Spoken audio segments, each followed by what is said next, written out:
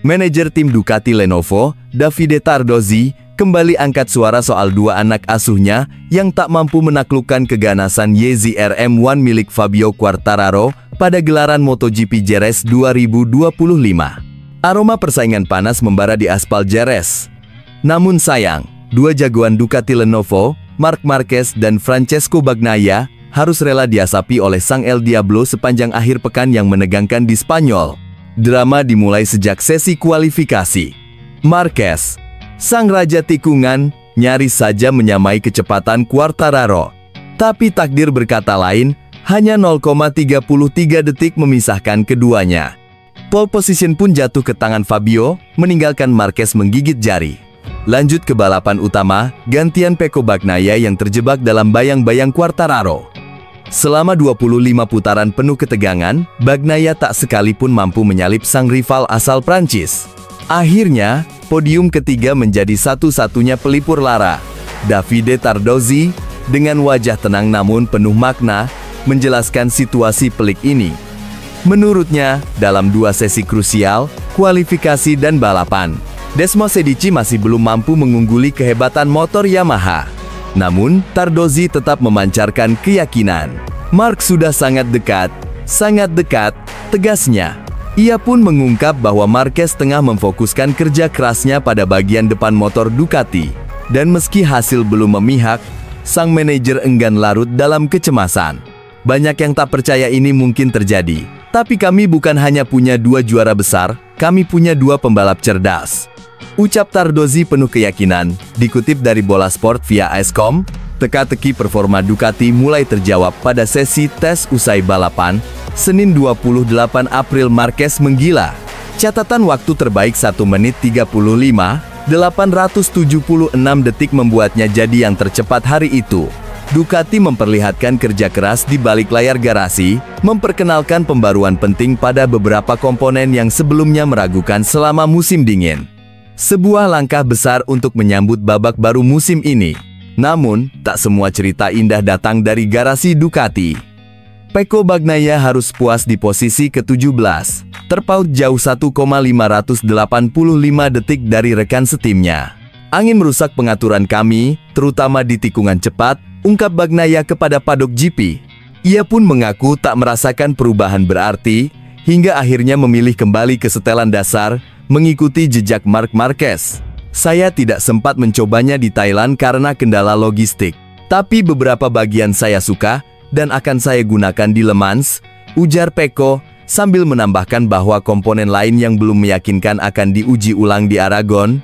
Menariknya, dua komponen anyar kini tengah dipersiapkan untuk duel berikutnya di MotoGP Prancis, sirkuit Le Mans.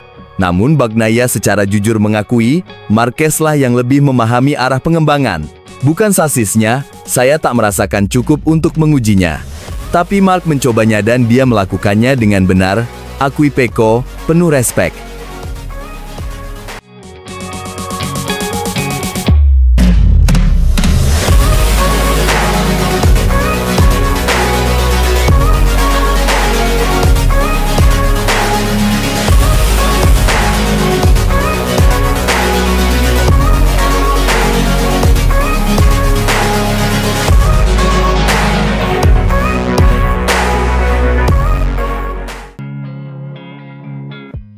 Pembalap Gresini Racing, Alex Marquez, tampil luar biasa dan keluar sebagai juara MotoGP Spanyol 2025 di sirkuit Jerez, Minggu malam waktu Indonesia Barat. Begitu balapan dimulai, Fabio Quartararo yang start dari pole langsung melesat memimpin di lap pertama, diikuti ketat oleh Francesco Bagnaia dan Marc Marquez. Sementara itu, Alex Marquez tampil ngotot penuh determinasi, menguntit di posisi keempat. Drama langsung terjadi di penghujung lap pertama, Bagnaia dan Marc Marquez terlibat benturan panas dalam perebutan posisi kedua. Meski nyaris kehilangan kendali, keduanya berhasil mempertahankan keseimbangan dan tetap di atas motor. Memasuki lap kedua, Quartararo menjaga keunggulannya dengan selisih 0,5 detik dari Bagnaia, yang masih bersaing ketat dengan Marc Marquez. Adu cepat, adu nyali. Namun, kejutan datang di lap ketiga. Marc Marquez tergelincir di tikungan dan harus rela kehilangan posisi ketiga. Ia masih berusaha bangkit dan kembali ke lintasan, tapi kini harus berjuang dari posisi ke-22.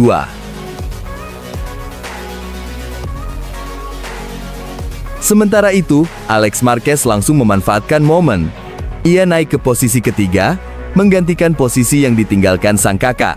Memasuki lap ke-6, giliran Fermin Aldeguer yang harus tumbang di tikungan, melepas peluang di posisi keempat. Alex Marquez terus menggila.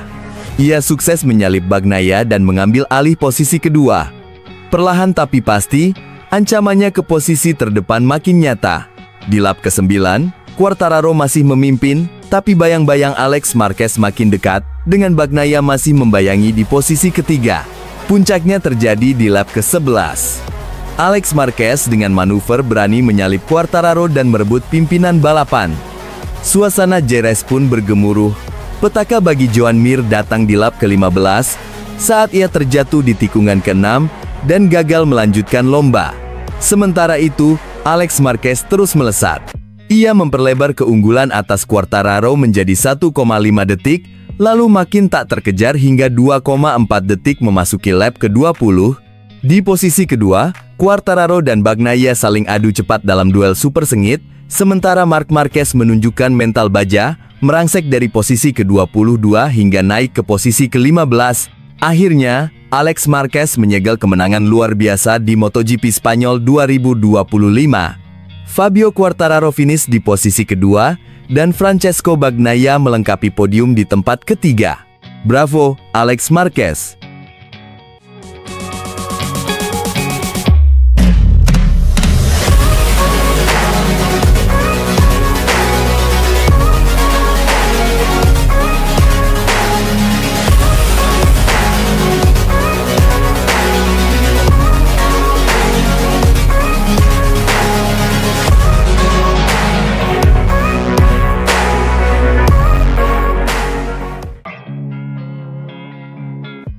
Pembalap Ducati Lenovo, Marc Marquez, kembali menunjukkan taringnya.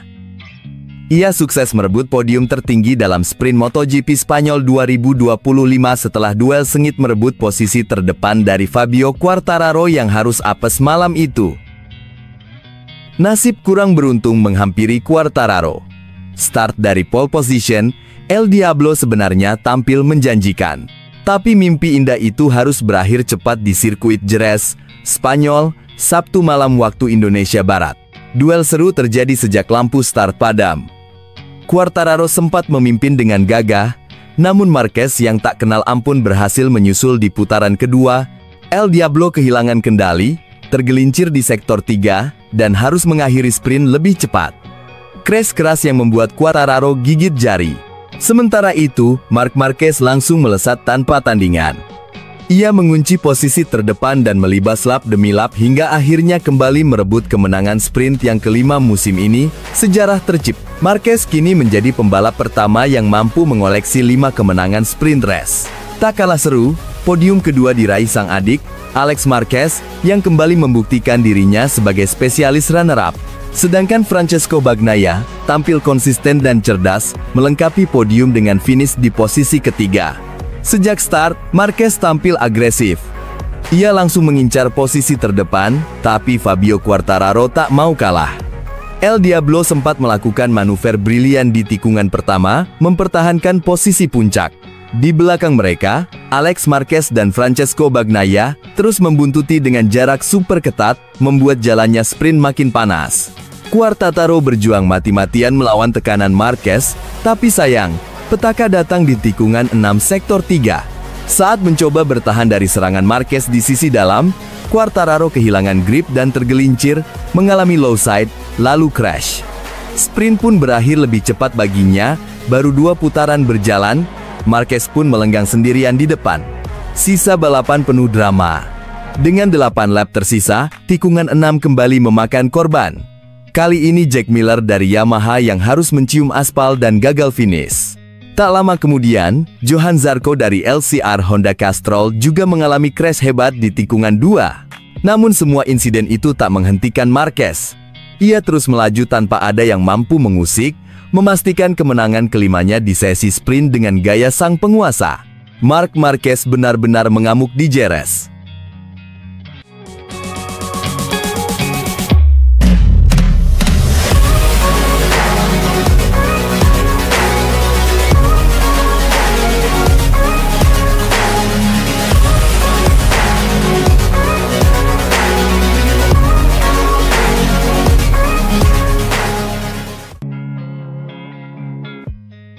Alex Marquez bangkit dari kecelakaan dan cetak rekor lap gila di latihan GP Spanyol.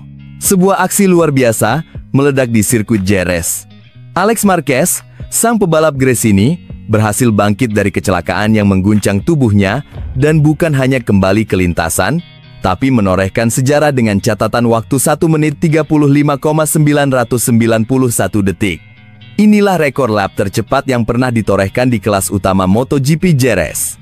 Sesi latihan dimulai dengan intensitas tinggi.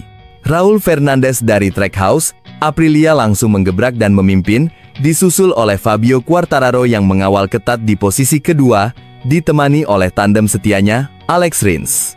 Namun, baru di putaran terbang kedua, pasangan kakak beradik Marquez menunjukkan taringnya. Alex langsung menguasai posisi teratas, disusul Marc tepat di belakangnya. Duel bersaudara kembali terjadi. Joan Mir sempat menyusup ke posisi ketiga, namun tak lama kemudian Quartararo kembali menggeliat, naik ke posisi 2. Tapi tensi makin meninggi ketika Alex Marquez terjatuh keras di tikungan 5. Tubuhnya tampak terguncang hebat, dan bendera merah pun dikibarkan, barier harus diperbaiki.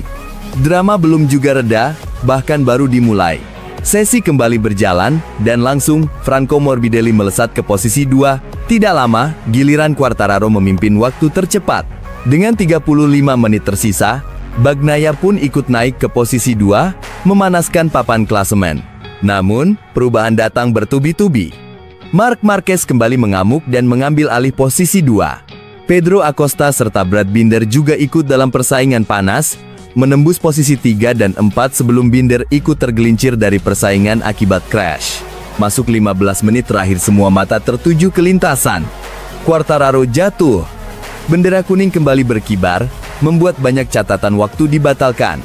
Tapi papan waktu tetap bergerak liar, Marc Marquez memimpin lagi. Morbidelli kedua, Bagnaia ketiga. Gila. Dan, siapa yang kembali dari bayang-bayang kecelakaan? Alex Marquez. Sang pejuang Gresini kembali ke trek dengan api yang menyala.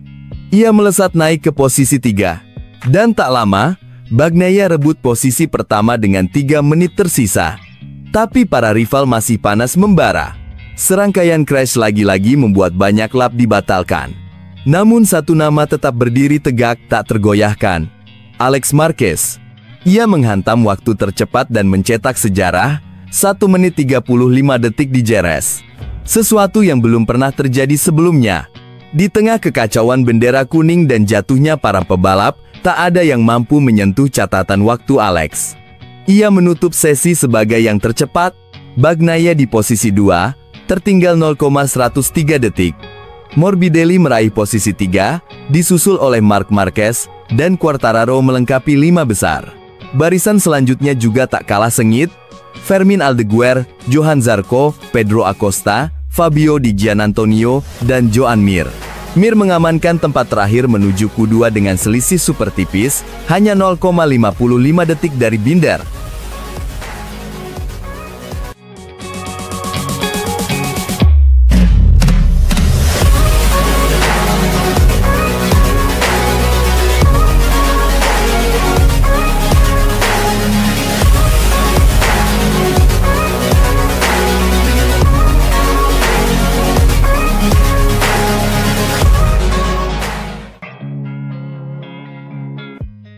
Duel sengit Marquez bersaudara di FP1 MotoGP Spanyol 2025.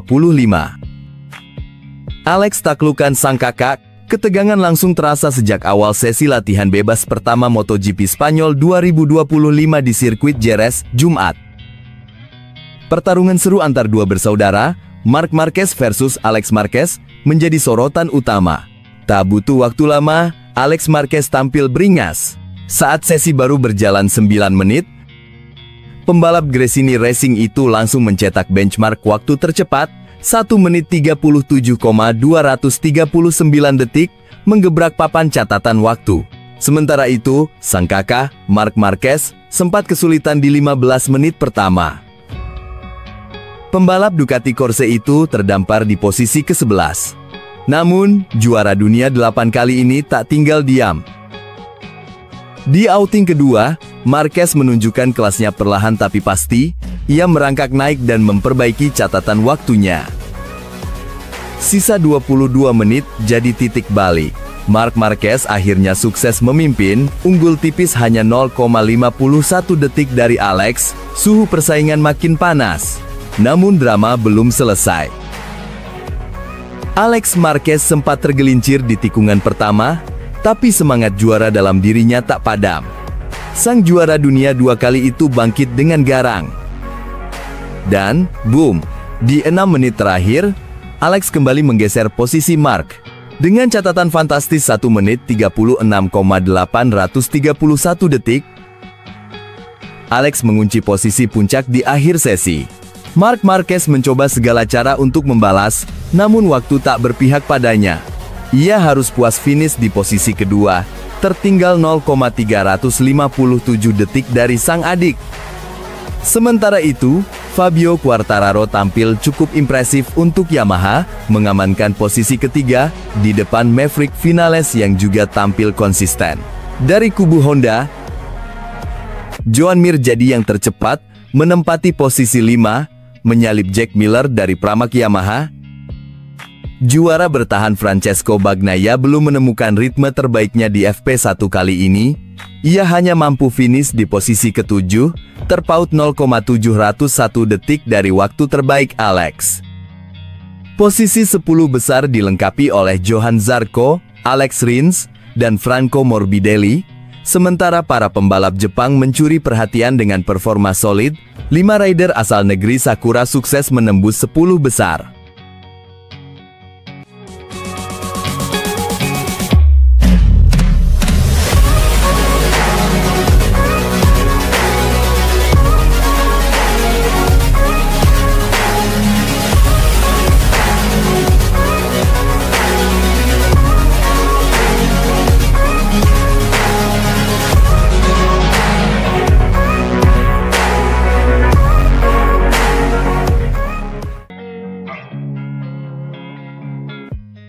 Tak ada yang meragukan lagi, Marc Marquez saat ini adalah raja sejati MotoGP. Bersama Ducati, ia sedang melaju kencang menuju gelar juara dunia ke-9. Dan semua pencapaiannya itu bukan karena keberuntungan tapi karena kerja keras, tekad baja dan mental juara. Marquez bukan hanya mencatat namanya dalam sejarah, tapi dia mengukirnya dengan tinta emas. Namun, sebelum sang bintang dari Cervera bersinar terang, ada sosok-sosok luar biasa yang lebih dulu membuka jalan. Salah satu yang paling bersinar, Casey Stoner. Dan ini bukan cuma pendapat fans, bahkan Scott Redding, pembalap World SBK, menyebut nama Stoner saat bicara tentang inspirasi Marquez di podcast Motorsport Republic. Menurut Redding, sejak awal terjun ke MotoGP, Marquez sudah terpukau oleh gaya balap Stoner. Bahkan, seharusnya mereka sempat berbagi garasi di tim Repsol Honda. Sayangnya, Stoner memutuskan pensiun terlalu cepat, dan momen pertarungan langsung itu pun tak pernah terjadi. Tapi jangan salah, Marquez tidak tinggal diam. Ia jadi terobsesi dengan data sang legenda Australia. Aku nonton dokumenter saat Stoner masih di kelas 250C.